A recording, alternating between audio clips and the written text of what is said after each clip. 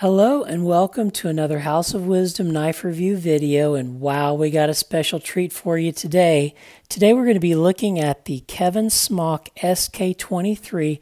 This is a custom Kevin Smock SK23 that I ordered over 2 years ago, and it finally came in recently, so I had to share it with you guys. Kevin is based out of Hubbard, Ohio. He started as a guy that was just a hobbyist that would modify knives. I have a couple of the knives he modified. He modified the Spyderco Southern, and I actually have a couple of Spyderco Southerns that he modified here. The Southern was a larger knife that he cut down to about a 3-inch blade. He crowned the spine. He did these special scales for him. This is a G10 orange scale. This is a micarta scale. You can see how worn it is. And then he made custom pivot collars on the other side. And even on the clip on this, he made a custom clip to match it. You can see the same thing. On this one, they just left the Spyderco Southern regular shiny metal clip. But yeah, he started out as a knife modder, and then in 2015 he started going full-time. He made a couple of his own designs, and this is one of his first designs, the SK23. Recently, Spyderco came out with the Spyderco Smock, which has a bit longer blade. It isn't a Wharncliffe like this. It's more of a regular drop point, and it has the same Smock button actuated compression lock and a little longer blade, almost a 3.5-inch blade. So it's a little bit larger than this, but it comes in at a better price point. Of course, it isn't made by Kevin himself. It's a production knife. Well, let's talk about the specifications of this knife. The blade length is 3 1/8 inch long.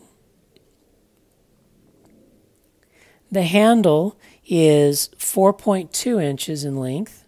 And you can see the beautiful Damascus on this side, and then the titanium on the clip side.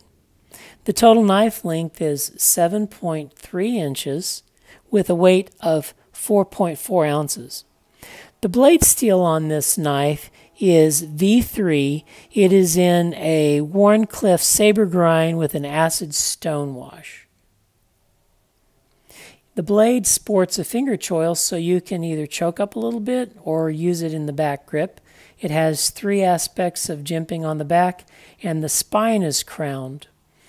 And other knife makers crown their spines also. I'm going to show you the Chris Reeve Sebenza. It has a nice crowned, smooth spine like Kevin Smock's knife. I think that's nice. It adds a little fit and finish to the knife. The method of deployment of the knife is by button operated compression lock. You can just press on the button and deploy it like that. That's pretty easy. Or it has a front flipper. The front flipper doesn't have any jimping. There are other knives that use this same front flipper design. Here is the Booz Blades Hound. And so yeah, it has that same front flipper thing. This is in a frame lock. But the advantage to the front flipper is, as opposed to a usual knife, if I'll bring out the Spyderco Southern here, that has a flipper tab, the tab is streamlined, so when it fits into your pockets, your keys don't get hung up on any flipper tab. It makes it a little more aerodynamic. The handle on this particular knife is made of Damascus, and whenever I ordered my custom Damascus from Kevin, he asked me what color I wanted, and I said, I'll just go with what you like best. So as you can tell, this has a variety of colors in it. Down here at the end, you see a little bit of the copper, and then up here you see more of the blues and purples. And then he asked what side I wanted on the show side, and I just wanted something coordinated. So he took some of the blue and then made sort of a stonewash blue, and then he hits the edges and then re-anodizes it in a copper, which picks up the copper of the pivot and hardware and ties it together well, and is on the back spacer. You can see it has a little blue and a little copper also. And the back spacer is a transition. The hardware is copper colored, as well as the button and the hardware. And then so it starts, the back spacer starts out copper, and then in the centers, in the valleys, it has the blue of the titanium, so it's a nice transition for the knife. The pivot uses a T10 Torx bit, but it looks proprietary. You can see the 10 dots that it has here. Those are just aesthetic. They don't open the knife, but you can open it just with a T10 Torx bit. The knife runs on bearings and has a very smooth action. Of course, when you press the compression knife, it is just guillotine fast because all the friction and resistance is taken away from the blade, and it opens that way too. The pocket clip on the knife looks a little like a cartoon character, but it works very well. You tell me which one wore it best. Anyway, it functions knife. It's a bent surface-mounted clip held by two screws, which look like little eyes on that guy. The ergonomics on the knife are great. You have two different grips. You can do a traditional grip like this, or you can use the finger choil and move forward in your grip a little bit. The signage on the knife is minimal, which I like. It has only Kevin Smock's maker mark, and I really like it. It is a gear, and inside there's a person wearing a respirator. That's all you have on the show side. On the clip side, it's completely sterile. The value of the knife is good. As far as whenever the Spyderco Smock came out, it comes in at about $162.50 at the making of this. Whenever they had just regular smocks, this is a custom smock, they were selling at about $650. It's hard to find them now. This costs a little more because we have some custom features like the Damascus. But anytime you can get custom knives for under $1,000, it seems like it's a good deal these days. So what are my impressions about the Kevin Smock SK23? I really like it. Are there opportunities for improvement? Maybe.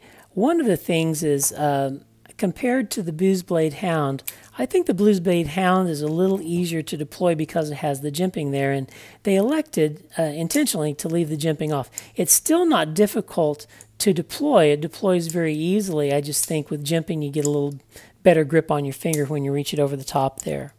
And the other thing that I think would be an opportunity for improvement, and I don't know that there's a way to fix this because Kevin's limited by space and time, is it took me over 2 years to get one of these guys, and that's just the price that you pay to get a custom knife with something like Damascus handles and acid stonewash finished blade. You just pay the price for that, and that's just part of the situation. What I like about the knife, this knife is all about the button actuated compression lock from Spyderco, and that's really Kevin's contribution to this, and that's the basis of the Spyderco Smock. Kevin took one of the best locks in the industry, the compression lock, and he made it a little bit better by being able to actuate it with the button lock. And I have another Spyderco with compression lock here. Here's the pair of 3, and you can see the compression lock. With this, you have to reach your finger inside to release it, and that's okay. That's not a big deal. But if you can just keep your finger on the side of the knife and just press a button, that's even better. So kudos to Kevin Smock for his ingenuity in the industry.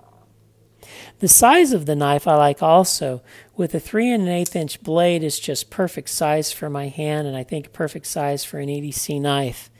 And I like the Smock maker mark. It looks really industrial, really cool. The gear with the man with the respirator in it.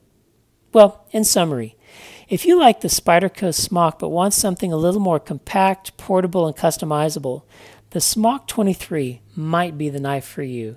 I sure like it. Leave your comments below, like and subscribe if you haven't already, and we'll see you on the next House of Wisdom knife review video.